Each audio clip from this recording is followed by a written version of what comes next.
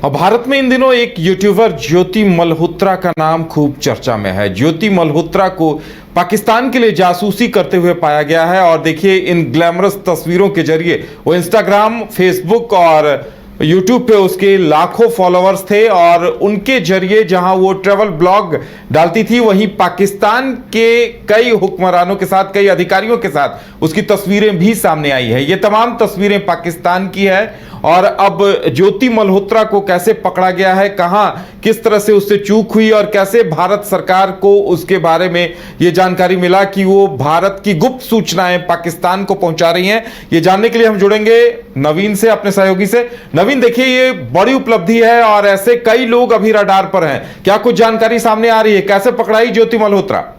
बिल्कुल उदय, सही कहा आपने। अभी कई ऐसे लोग रडार पर हैं और एक बड़ी कार्रवाई हुई है। देखिए उदय, इसको शुरू से समझते हैं।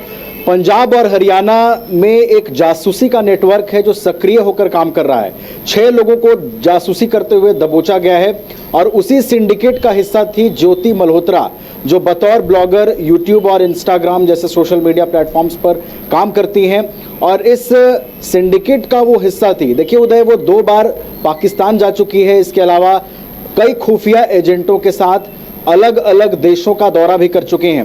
देखिए उदय, महत्वपूर्ण बात यह है कि हिसार पुलिस को इनपुट्स मिली थी कि पंजाब और हरियाणा में एक सिंडिकेट है, 6 लोगों का यह सिंडिकेट जो है वो सक्रिय होकर काम कर रहा है। उस इनपुट के आधार पर जो है हिसार पुलिस ने यह बड़ी कार्रवाई की है उदय, और ज्योति मल्होत्रा को जो है विशेष रूप से इसमें उन पर सख्ती बरती गई है। हिसार पुलिस को कई ऐसे अहम सुराग मिले उदय, कई ऐसे इनपुट मिले जिससे यह साफ स्पष्ट हुआ कि ज्योति मल्होत्रा देश विरोधी गतिविधियों में शामिल हैं। कई खुफिया जानकारी, कई महत्वपूर्ण जानकारियां जो देश के लिए महत्वपूर्ण होती है उसको वो पाकिस्तान तक कन्वे करने की कोशिश लगातार करती रही।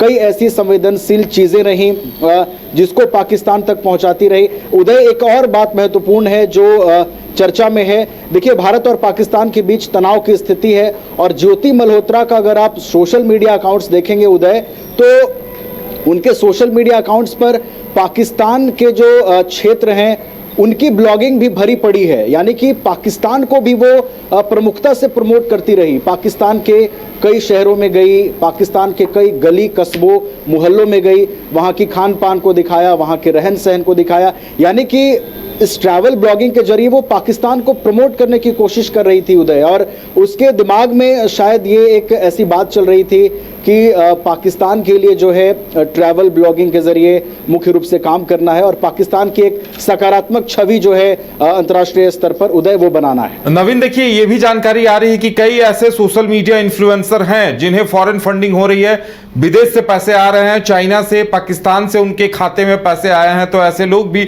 गृह मंत्रालय के रडार पर हैं। बिल्कुल उदय, सही कहा आपने। गृह मंत्रालय के रडार पर ऐसे लोग हैं, विदेशों से ऐसे लोगों की फंडिंग होती है और अब ऐसे लोगों को उदय बहुत सचेत हो जाने की जरूरत है, क्योंकि एक एक करके जो कार्रवाई का डंडा है वो ऐसे यूट्यूबर्स, ऐसे इन्फ्लुएंसर्स पर चलने वाला है जो विदेशों के पैसे से, विदेशों की फंडिंग से देश विरोधी गतिविधियों में शामिल हैं। लेकिन एक बात तय है उदय, जो भी इस तरह के सिंडिकेट का हिस्सा हैं, चाहे वो किसी भी आड़ में इस तरह की गतिविधियों को अंजाम दे रहे हैं, अगर आप किसी भी तरीके से देश विरोधी गतिविधियों में आपकी संलिप्तता पाई जाती है तो कानून के हाथ जो हैं आप तक जरूर पहुंचेंगे। एक और महत्वपूर्ण बात उदय कि देखिए, बहुत सारे ऐसे देश भर के अब उन यूट्यूबर्स को, उन इन्फ्लुएंसर्स को अलर्ट हो जाने की जरूरत है जो ब्लॉगिंग की आड़ में, जो यूट्यूब पर अपने कंटेंट परोसने की आड़ में उनका इशारा कहीं और होता है, उनके दिखाने का मकसद कुछ और होता है